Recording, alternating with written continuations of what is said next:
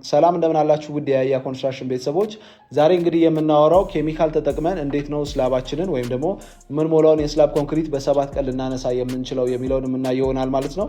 በምንሰራበት ሰዓት ላይ ምን አይነት ማቴሪያሎችን ነው መጠቀም ያለብን የሚለውንም አብረን አያይዘን የምናወራ ይሆናል ማለት ነው። አብራችሁን ቆዩ።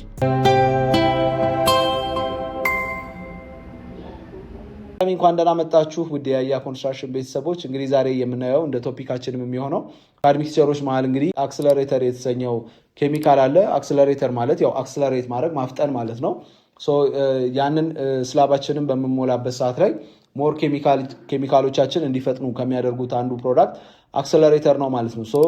አድሚክስቸር ታይፕ ሆኖ በጣም ኮንክሪታችን ወዲያው ሴት እንዲደርቅ ያደርግልናል። እንዲሁም ደግሞ ስትሬንግዙን በአጭር ቀን እንዲያገኝ ያደርጋል ማለት ነው።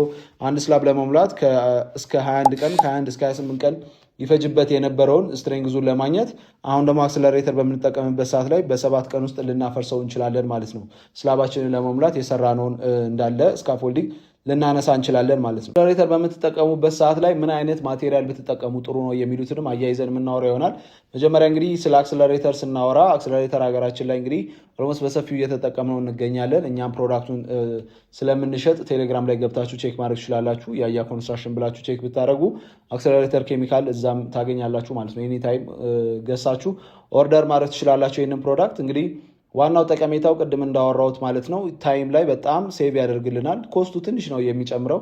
ኦልሞስት አንድ ባልዲ እስከ 6000 ብር 6500 ብር ብትገዙ ይሄንን ገዝታችሁ እስከ 1 ኩንታል ይሰራላችኋል። 1 ሊትሩ ያ ማለት 20 ሊትር ባልዲ ብትገዙ እስከ 20 ኩንታል ድረስ የመስራት አቅም አለው ማለት ነው። ቤታችሁ ላይ 100 ኩንታል ብትሞሉ በ100 ኩንታሉን ሲካፈል 20 ስታደርጉት 5 ፒስ በ6000 ብር 30000 ብር ነው። 30000 ብር ጨምራችሁ ህንጻችሁ በደንብ እንዲፈጥንላችሁ ያደርጋል ማለት ነው። አንድ ስላብ ስትሞሉ 30,000 ብር እየከፈላችሁ በደንብ እየፈጠነ እንዲሰራላችሁ ያደርጋል ማለት ነው። አክሰለሬተር እንግዲህ ከአድሚክስቸሮች መሃል አንዱ ነው ብያቸዋለሁ። የተለያዩ አይነት አድሚክስቸሮች አሉ። እነ ሱፐር ፕላስቲሳይዘር፣ ወተር ሬዲዩሰር የሚባል አለ። የውሃ መጠንንና እንዲሁም ደግሞ የሲሚንቶ መጠንን ቀንሳችሁ ልታሰሩ የሚችሉት አይነት አድሚክስቸርም አለ። ሪታርደር የሚባል አለ። ሀገራችን ላይ ሪታርደር እንግዲህ በብዛት የሚጠቀሙት ሬዲሚክስ ኮንክሪትን የሚያመርቱ ሪታርደርን ይጠቀማሉ። ይህ የሚያደርገው ምንድነው? ከአንድ ቦታ ከባቺንግ ፕላንቱ ሳይቱ ላይ በሚሄድበት ሰዓት ላይ በመኪና ስለሆነ ትራንስፖርት የሚደረገው እንዳይደርቅ ኮንክሪቱ መኪና ውስጥ ያንን ኬሚካል ተጨምሮበት ነው ማለት ነው የሚሄደው።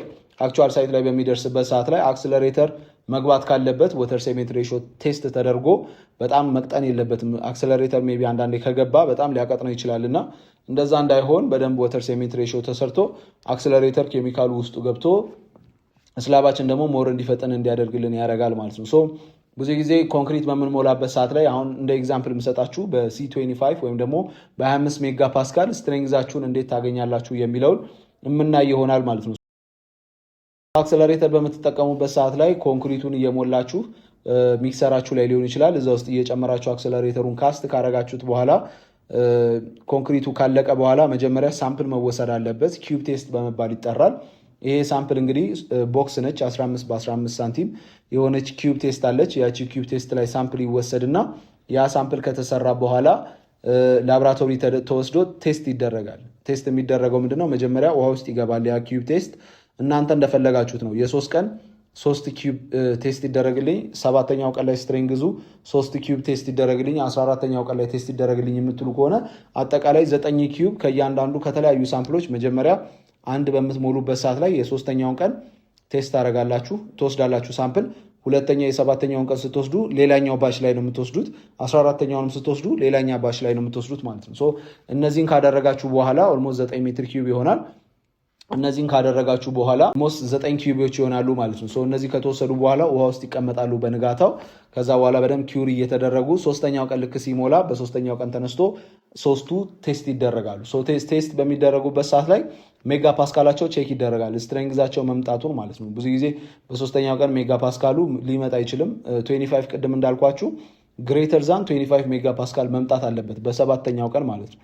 በ7ኛው ቀን ቴስት በምታደርጉበት ሰዓት ላይ ከ25 ሜጋ ፓስካል ከፍ ካላለ ወይም ደግሞ ዝቅ ካለ ቀጣይ ትሄዳላችሁ በ14ኛው ቀን ማለት ነው። በ14ኛው ቀን ስታፈርሱት ሞስት ፕሮባብሊ ፒፒሲ የተሰኘውን ፖርትላንድ ሴሜንትን ብትጠቀሙ በ14ኛው ቀን ስትሬንግዙን ልታገኙ ትችላላችሁ። ግን ሃይሊ ሪኮመንድ የማደርገው ኦፒሲ የተሰኘውን ሴሜንቶ ብትጠቀሙ በሰባተኛው ቀን ስትሬንግዙ ልታገኙ ትችላላችሁ ማለት ነው። ከ25 ሜጋ ፓስካል በላይ መጣላችሁ ማለት ህንፃችሁን በዛን ሰዓት በሰባተኛው ቀን ማፍረስ ትችላላችሁ ማለት ነው። እንግዲህ ኦፒሲ የሆነበት ሪዝን ምንድነው? ወዲያው ሃይድሬት ስለሚያደርግ ወዲያው ስለሚደርቅ ኦፒሲ ሲሚንቶ ለእናንተ ትልቅ አድቫንቴጅ አለው። ወዲያው ደረቀላችሁ ማለት ኬሚካሉም በጣም ስትሬንግዝ ይሰጠዋል። እሱም በጣም እንዲፈጥን ያደርገዋል። ኦፒሲውም ራሱን ችሎ ሞር ወዲያው የመድረቅና በፈጣን መልኩ ሃይድሬት ማድረግ ስለሚችል የተሻለ ነው። ፒፒሲ ሲሆን ደግሞ ስትሬንግዙ ቀኑ በገፋ ቁጥር ሞር ስትሬንግዙ እየጨመረ ነው የሚመጣው። ብዙ ጊዜ ፒፒሲ ሲሚንቶ ስትጠቀሙ ከ14ኛው እስከ 28ኛው ቀን ባለው የተሻለ ስትሬንግዙን እያገኘ ስለሚመጣ አክስለሬተር ደግሞ ስትጠቀሙ በ14ኛው ቀን ውስጥ ልታገኙ ትችላላችሁ ማለት ነው። ይህንን ግን ለማወቅ እንዳልኳችሁ የላብራቶሪ ቴስት ግዴታ ነው እና እንዳትረሱ ላብራቶሪ ቴስት ማስደረጋችሁ ግድ ነው።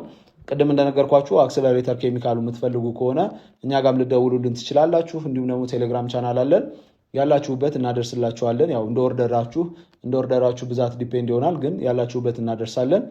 ቼክ አድርጉን፣ ደውሉልን። ቴሌግራም ቻናላችንም ቼክ አድርጉት። እንግዲህ ፎሎ ካላረጋችሁም እዛ ላይ ገብታችሁ ፎሎ ማድረጋችሁን አትርሱ። ያ ብቻ አይደለም፣ የተለያዩ አይነት ቻናሎች ላይ አለን። ፌስቡክ ላይም አለን፣ ቲክቶክ ላይም አለን። በየሳምንቱ የተለያዩ አይነት ቪዲዮዎችን እዛ ላይም ፖስት ስለምናደርግ እዛ ላይም አፕዴቱ ትሆናላችሁ ማለት ነው። እንግዲህ ለነበረን ቆይታ ከልብ አድርጌ አመሰግናለሁ። ለዩቲዩባችን አዲስ ከሆናችሁ ሰብስክራይብ ማድረጋችሁን አትርሱ። መልካም ቀን።